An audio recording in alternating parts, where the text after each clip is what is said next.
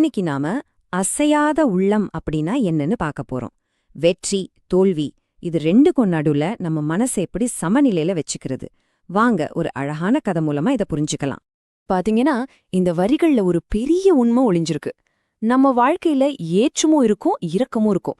அதாவது கெடுதலும் வரும், நல்லதும் நடக்கும். ஆனா இது ரெண்டையும் ஒரே மாதிரி பார்த்து மனசு கொஞ்சம் கூட கோணாம நேர நிக்கிறது தான் சான்றோர்களுக்கு அழகுன்னு சொல்றாங்க. சரி, இந்த ஆழமான கருத்தை ஒரு கதை மூலமா பார்க்கலாமா? சரி, நம்ம கதையோட கதாநாயகி பேரு பிரியா. அவளோட உற்ற நண்பன் சிந்து. சிந்து ஒரு ரோபோ. பிரியாவுக்கு ரோபாட்டிக்ஸ்னா உயிர்.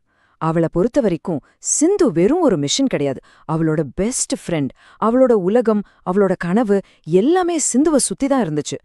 பிரியாவோட அந்த கடின உழைப்புக்கு ஒரு நாள் பலன் கிடைச்சுது. மாநில அளவுல நடந்த ரோபோட்டிக்ஸ் போட்டியில அவளுக்கு முதல் பரிசு. அடேங்கப்பா, அந்த சந்தோஷத்துல அவ அப்படியே வானத்துல பறக்கிற மாதிரி உணர்ந்தா. சுத்தி கைத்தட்டல், பாராட்ட மழை. இனிமே நம்மளால எதை வேணாலும் சாதிக்க முடியும்னு அவளுக்குள்ள ஒரு பெரிய நம்பிக்கை வந்துச்சு. ஆனா இந்த சந்தோஷ மேகங்கள் எல்லாம் நிரந்தரம் இல்லையே. வாழ்க்கை எப்பவுமே ஒரே மாதிரி உச்சத்திலே இருக்குமா என்ன? அடுத்து வந்துச்சு தேசிய அளவிலான போட்டி. பிரியாவுக்கு தன் மேல அளவுக்கு அதிகமான நம்பிக்கை.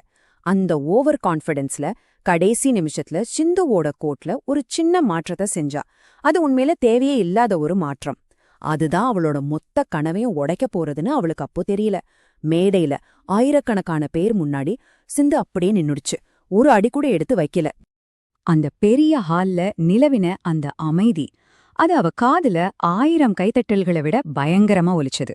கொஞ்ச நாளைக்கு முன்னாடி அவ தலையில இருந்த அந்த வெற்றி கிரீடம் இப்போ ஒரு பெரிய அவமான பாரமா அவள அழுத்த ஆரம்பிச்சது. நான் ஒரு முழு தோல்வி அப்படின்னு அவன் மனசுக்குள்ளே நுறுங்கி போனான். அன்னைக்கு ராத்திரி பிரியா அவளோட கேரேஜ்ல சிந்துவோட பாகங்களுக்கு நடுவுல ரொம்ப சோகமா உட்கார்ந்திருந்தா. அவளோட தாத்தா அவளை தேடி வந்தாரு. ஆனா அவர் எதுவுமே பேசல, ஏன் இப்படி செஞ்சேன்னு திட்டல. ரொம்ப அமைதியா அவ பக்கத்துல வந்து உட்காந்துக்கிட்டாரு. அவளோட வலியில அவரும் பங்கெடுத்துக்கிட்டாரு. கொஞ்ச நேரம் அந்த அமைதிக்கு அப்புறம் அவர் ரொம்ப மென்மையா ஒரு கேள்வி கேட்டார். பிரியா, நம்மள எது தீர்மானிக்குதுன்னு நினைக்கிற? நம்ம ஜெயிக்கிற ஜெயமா, இல்ல நாம தோத்து போற தோல்வியா? அந்த ஒரு கேள்வி பிரியாவோட மனசுக்குள்ள ஆழமா இறங்குச்சு. அப்போ அவர் தன்னோட பையில இருந்து 2 போல்ட்டை வெளியே எடுத்தாரு. ஒன்னு புதுசா பளபளன்னு இருந்துச்சு, அது அவளோட வெற்றிய போல. இன்னொன்னு துருப்பிடிச்சு பழையதாகி இருந்துச்சு, அது அவளோட இப்போதைய தோல்விய போல. இது ரெண்டுல எது ரொம்ப வலிமையானதுன்னு நினைக்கிற அப்படின்னு கேட்டாரு. பிரியா யோசிச்சா.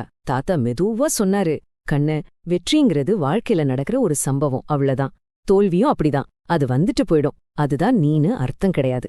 ஆனா இந்த வெற்றியும் தோல்வியும் ஒன்னா ஏத்துக்கிட்டு எதுக்கும் அசையாம நிக்குது பாரு ஒரு இதயம், அதுதான் உண்மையிலேயே வலிமையான இதயம். அப்பதான் பிரியாவுக்கு பளிச்சுன்னு ஒரு விஷயம் புரிஞ்சுது.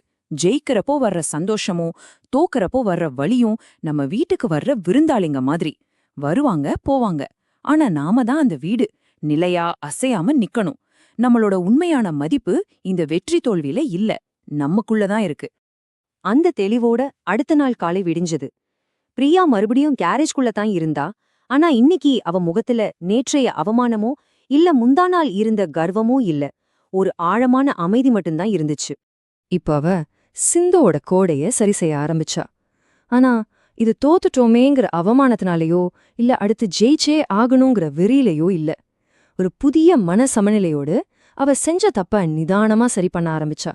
ஒவ்வொரு வரியா கவனமா. அன்னிக்கு அவ கத்துக்கிட்ட பாடம் ரொம்ப ஆழமானது. உண்மையான பலம்ங்கிறது ஒரு தடவை கூட கீழே விழாம இருக்கிறதுல இல்ல. நீங்க வெற்றியோட உச்சியில நின்னாலும் சரி, இல்ல தோல்வியோட ஆழமான பள்ளத்தாக்குல இருந்தாலும் சரி, ரெண்டிடத்திலையும் அசையாம சமநிலையோட நிக்கிறதுல தான் இருக்கு.